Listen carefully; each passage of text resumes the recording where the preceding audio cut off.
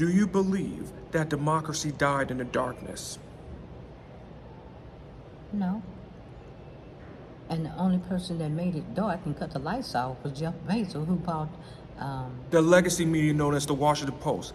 That was the same Washington Post that exposed Richard Nixon back in the 70s, that brought down the Nixon presidency, which was Bob Woodrow and Carl Bernstein. Bob Woodrow has been working with the Washington Post for 50 years. 50 years. And so after Bezos bought this paper, and he bought it in what, 2013? He brought it in 2013. He ordered the Washington Post board from holding an endorsement of Vice President Kamala Harris. The same thing happened with at the LA Times. And so basically, he's doing this to CYA, cover his ass. That's all it is, because he want to be between two presidents. Whoever wins, that's the side he's going to jump on. That's, they talk about the importance of transparency, but he wasn't very transparent. It says a free and independent press is crucial for holding power and accountability and assuring transparency in government action. Now, what he did, that wasn't transparent, and everybody can see through that. How do you feel about it? What I feel about this is that he has not understand the history, and what's even worse about this, he should know better because he's Cuban. He comes from Cuba, okay? That's where Bezos come from, Cuba. So he belongs on that side with all the nerds. All the nerds. And what's even worse is that by doing neutrality, he is actually giving unwilling support to a person that bullied you back in high school, in your school days, and the predecessor. And when you say neutrality, could you explain that to us? See, neutrality should not be, when it comes to right and wrong, this is not a time for neutrality. Neutrality is only reserved for things that you don't know about and you try to read about. That's when you're made neutral. But when it's between good and evil like this is no time to be neutral. It's either you're with the country and community, or you are with dictatorship and fascism. I know which side I'm on: community and country and freedom. And you don't want to be on the wrong side. And I never want to be on the wrong side of history. So, the role to investigate journalism. Investigation reporting uncovers truths that might otherwise remain hidden, revealing corruption and abuse of power. And we've had a lot of that during this time, right? Bro, we had a lot of that, and especially during the PPP loans, COVID, Wall Street, a lot of corruption. Every time you say COVID, it makes my head spin. And it gets me enraged too. But that's what happens. And also police beatings. Like, we would have known about George Floyd if it wasn't for investigative journalism. We would have known about Breonna Taylor if it wasn't for investigative journalism. Okay. So, while you're looking in the camera, we would have known about what? Just kidding. Yeah. Threats to press freedom, okay? The phrase highlights the dangers faced by journalists and news organizations, including censorship, threats, and violence, which can undermine democracy. Which is true, because when you hear the words, the press, enemy of the people, that is very, very dangerous. That could them for not doing their jobs.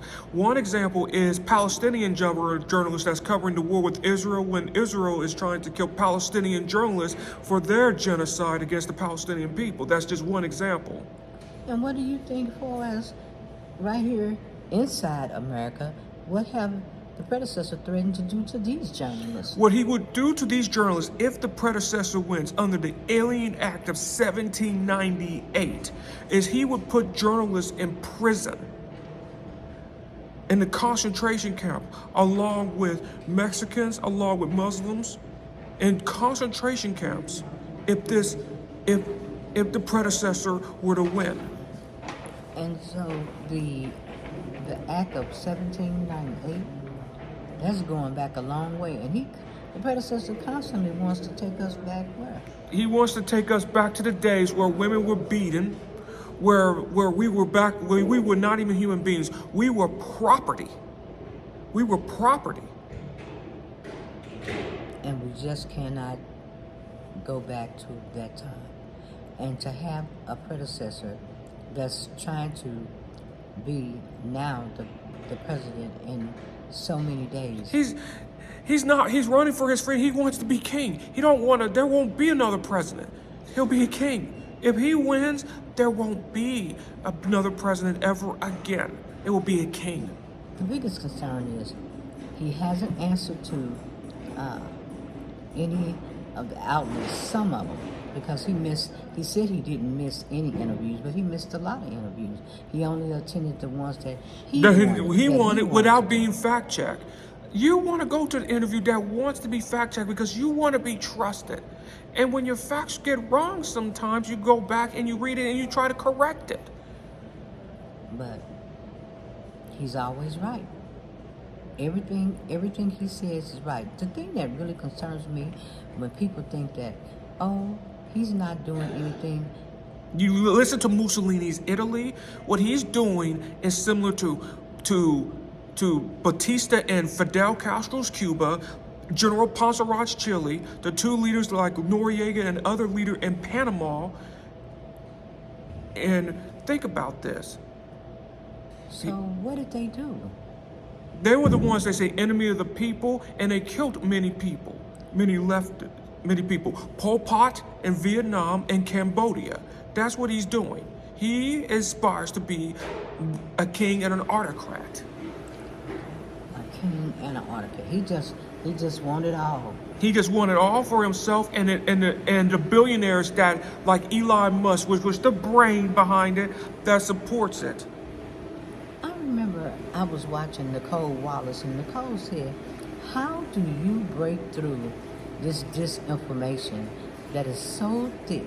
It's like you can't even, well, the expression says cut it like a knife. How can you break through? And the way you can break through is to... Here's one way you can break through the disinformation. One is you read, number one. Number two, stay away from people like Newsmax and Lie News or Fix News or Lie News. That's one way. And the other way is to get on and tell your story. As Michelle Obama said, do something. Do something and tell your story. That's another way. You have to come forward and say, you know, this is what I believe in. These are my rights. This is what I'm standing up for. And you can break through that information, like I said, by reading, by staying informed, watching the news. Watching the right type of news. And I mean informed news. Informed news, like one of the best news is Adam Mockender, Tyler Dylan Cohn, those type of news. Those type of news. And we're not leave out MSNBC. And MSNBC, you can even watch some local news sometimes if it's not bought out. Because now you see local news being bought out by corporate media too, like Sinclair. Okay, and speaking of that, just something I want to address with CNN, because CNN... They're Fox Light. They're Lie News Light. And you have to know who owns these stations, because I was really, by now everybody should know that Dana Bash is Republican, and she's always trying to slip and slide some information in or use their talking points. And the bottom line is that I hope after this rally with Michelle Obama, make her understand that everything they've asked for, which they shouldn't have never asked for, because for us comparing and contrasting. There's no comparison whatsoever. What you're running against is something evil, not even a human being. What Kamala Harris is running against is a person that is not even a human being. And the bottom line is, Michelle Obama said it appropriately. She said that, why should the standards be so high for Kamala Harris? Why should she have to keep explaining her policies when you don't even get a concept from the predecessor? So I can understand why. It's moneymaker. It's about money. It's about money. So if they want real transparency, Michelle Obama delivered that transparency. Kamala Harris have delivered that transparency. So what's next, Dana Bash? Tell us, what question are you going to slide in there? We all, and I look at you as being a person off of Fox, because that's how you present yourself. The Megyn Kelly. She's the Megyn Kelly she's the Megyn Kelly of CNN. That's what it is, Megyn Kelly. So you have to, when you're watching these stations, do something. Stop and look at who owns these different news podcasts. Who owns them? Because a lot of times if you get that information and you're looking at it, guess what? You're looking on the side of the people that want the predecessor in. Just like for instance, Google was another one. When the predecessor said Google was treating me better nowadays. What Google was happening is that Google is getting close to break up by Merrick Garland in the Justice Department and Rachel Khan of the FTC breaking up Google. That's what's really happening. And so and Google, what they're trying to do is keep preserving of the 95% search engine. Okay. So if Google's breaking up and it owns YouTube, then how is that going to look for YouTube? And I mean, when a lot of the content creators are sending up their information, and if Google owns, YouTube, then that might be the problem of why a lot of their information and shorts, loans, is not going over. And the reason why it's not going over because it's 95%, and they don't want to talk about the issues like this. They're slow walking even my videos and other videos because of they don't want to talk about it, because there are a lot of those people are secretly the predecessor supporters And that they want to keep their power. They own 95% of search engines. 95%. So we go to public awareness and engagement. An informed public is essential for a functioning democracy. Journalism plays a key role in educating citizens about critical issues.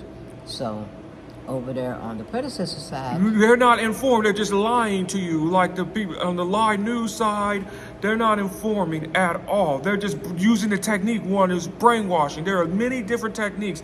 Read the book by chapter 6 of that book, The Code of Trump. well, not only that, but if they got Project 2025, and they're going to pull out the education system, They're going to get rid of the Department of Education, which means that's going to make everybody a bunch of what? that's going to make them a bunch of idiots. And what they're also going to do is even recruit and exempt private schools from recruitment of the military as well. And it also makes discrimination against unique abilities. Another thing too with unique abilities is that if a unique ability is like a burden, they'll just off to the oven. Off to the oven. They're off to, yeah. And would you explain unique ability? Because, they probably say, well, Unique ability is what they call what they say a disability where you were born with, like autism, Asperger, NLVD, when we think differently, okay? It's not really a disability at all in the sense. Okay. Because We just think differently. And process And we process information very differently. Like I'm auditory verbal. I only learn by what I hear. Once I get it, I get it. And don't repeat it again. Because repetition makes me furious. That's why I will not do well in no damn cult. Right, because once you start repeating the information, it's over. And it would have been over for that cult leader too, and the followers. We're not saying that there is a threat. There's no threatening.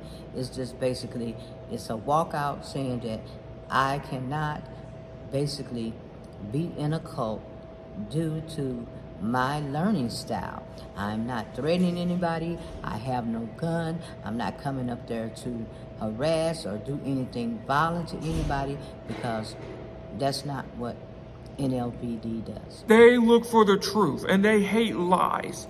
And they question a lot of They people. question a lot of people, including authority. They don't accept authority willingly at all, period.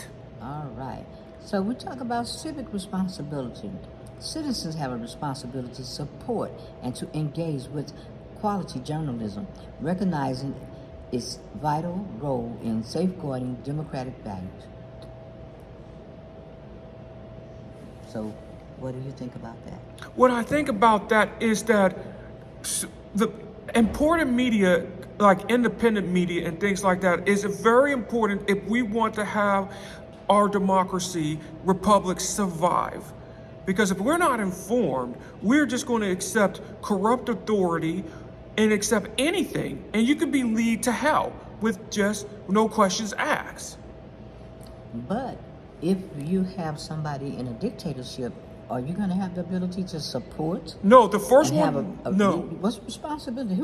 It's going to all be one person. There's doing going to that. be one person, and the intellectuals, the ones that read, are going to be the enemy. The intellectuals, the entrepreneurs that oppose the dictatorship. So, basically, there's The gotta- minority, the unique ability, I will be like the enemy. I would be like a burden to them. the largest burden that we have right now is the disinformation. And Disinformation and lies. I don't even call it disinformation. I call it exactly for what it is, a lie. And I keep going back to what, in my head, what Nicole Wallace says. How do you cut into this big fog of lies? And it's And the way that the internet is, it made it a lot easier to do lies. All you just need is just 1,000 people to believe you. It used to not be like that.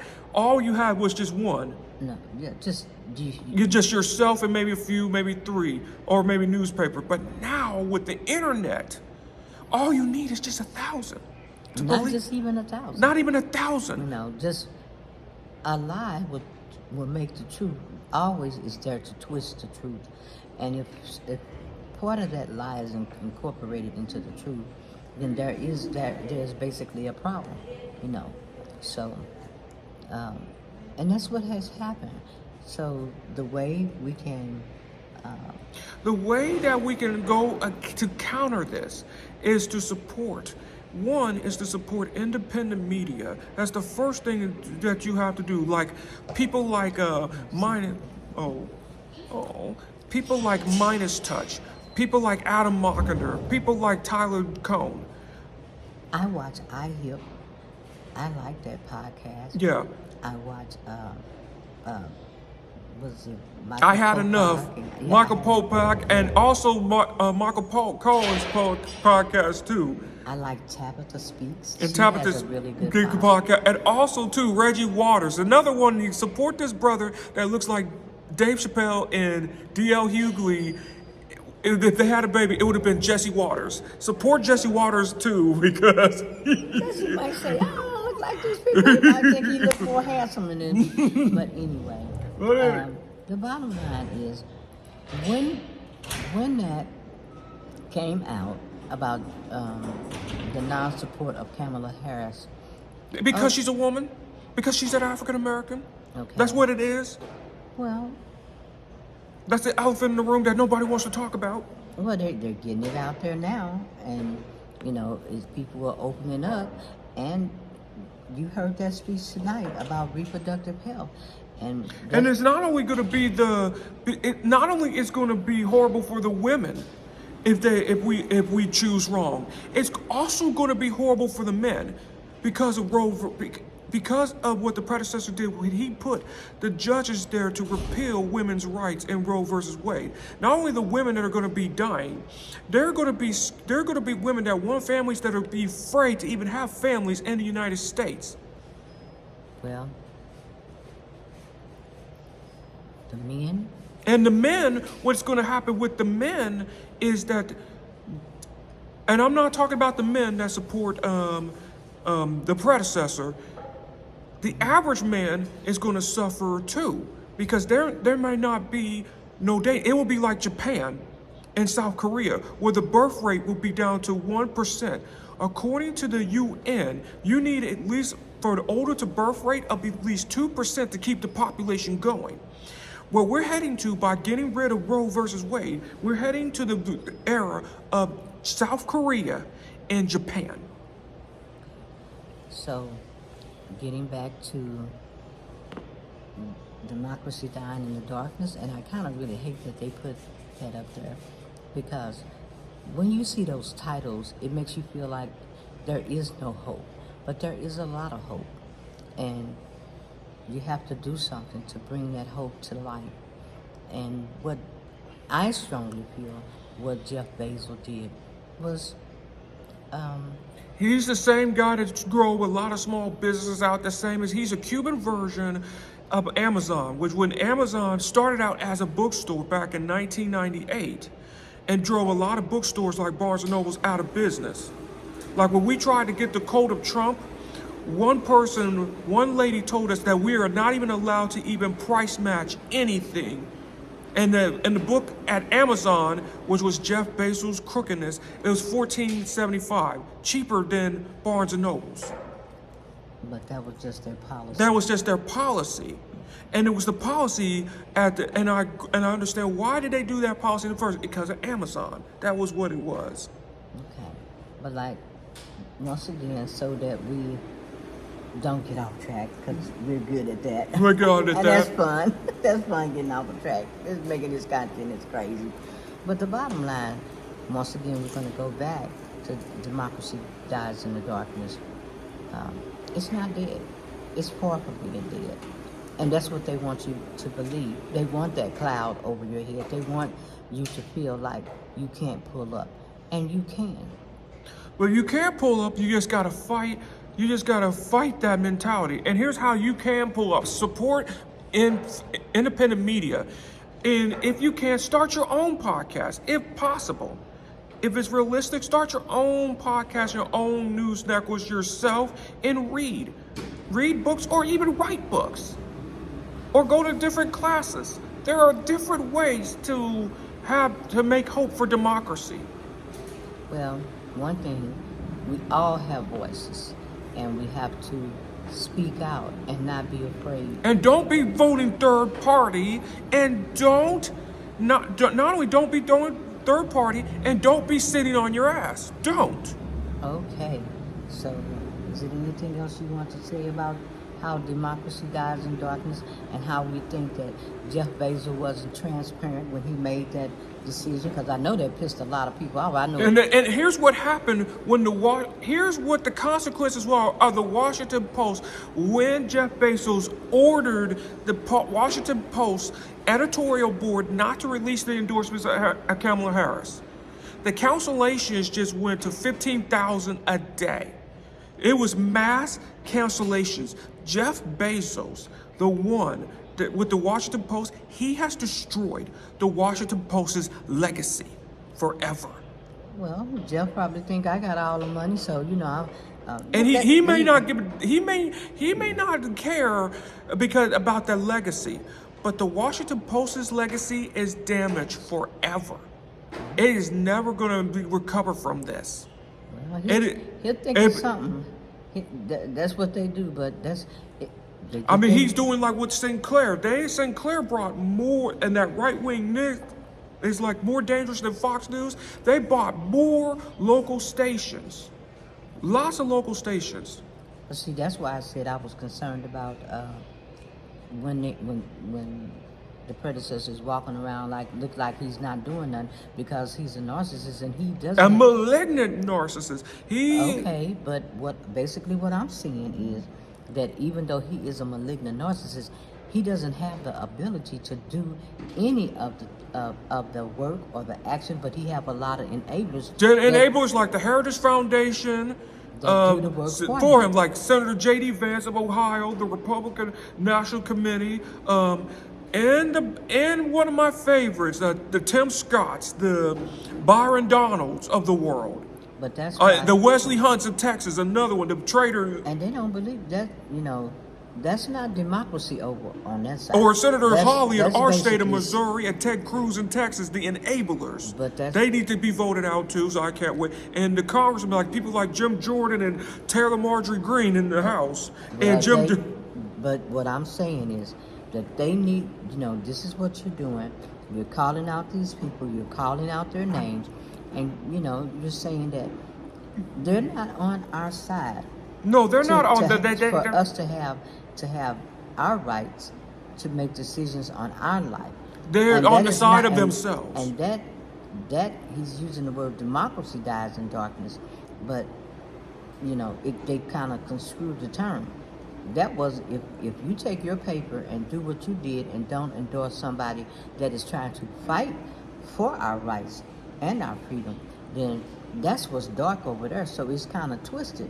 They twisted it. They make you. And if I was Bob you- Wardrobe, I would quit the Washington. I would lead the protest against Jeff Bezos and force to sell the Washington Post. Well, it's easy. People just stop subscribing to the Washington Post. I know it's people over there that got jobs, but they talk about here that's a strategy. You have to be transparent. That is not being transparent. When he did that, and I don't know. Same thing with the LA Times and the billionaire that owns the LA Times that was trying to. Same thing with the LA Times. Do a mass walkout if you have to. Well, and unsubscribe. And unsubscribe. And you could do a double hit. Unsubscribe to Amazon. Yeah. Because he owns it. He owns Amazon and he owns the Washington Post. And hey, and if you want to just take it further, just look up all the things that he. And if you connected to him, disconnect. Disconnect from him. Because they get their money, and it's not going to affect them. It's a power play. That's all. It's just a power play. It's affecting the people below them, and they don't think about the people below them that have families. They don't give a rat's ass about you. Period. And the predecessor don't give a care about you. He thinks of you as a loser. He thinks that's what they think about you. Okay. In those back door. Well, stop supporting these people and start your own stuff if possible. Yeah. And read and be informed. And that's what I want to say to Nicole Wallace. We are out here and we are staying informed. We've been ride or die partners for years. And I want us, before we get out of here, I think the worst of, of course, our democracy dying it is alive. And in that darkness, there's a light at the end. It is a light at the tunnel. And like Kamala has said, we just have to work hard to get toward that light. We're going to have to, the nice beige and brown and chocolate face, we just have to work a little harder. And we know that. But we're not giving up. We're not giving up our light. And it's all going to change. And as far as Jeff Bezos, or Google, or anybody that is opposed to democracy, and Elon Musk, that's also said that the coup in Chile, that coup in Peru as well, you will be paying the consequences. And you should be ashamed of yourself if you have any shame. well, basically they don't. They have money. They have money. Think that they have money, and that's their Your money. That's their empathy. That they pay off people.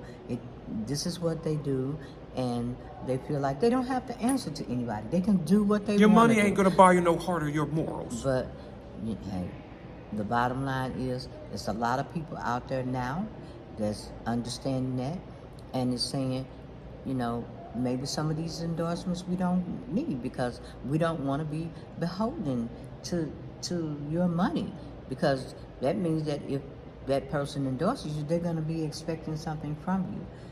What they call known as communal narcissists.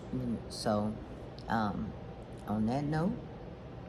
On that note, democracy only dies if you let it die. Democracy only dies if you're not really, if you refuse to do the work. If you refuse to be informed. Okay? That's the only time democracy dies. But if you do the work, if you do the reading, if you support independent media, if you stay away from the lie news, from the Fox News, the lie news, the Newsmax, stay away from the Heritage Foundation, stay away from the Federalist Society, if you stay away from these organizations and do the work and fight against these guys, democracy will win at the end of the day. So, peace and good luck. Well, before we get out of here completely, just make sure that you're looking at the channels that helps you, that calms you, that gives the correct or the appropriate information that will keep you on the right side of history. So, and if you early vote, and if you have the ability to vote early, vote early. all right. If you have early voting, get your butt out there and vote. Okay, so on that note, We are out.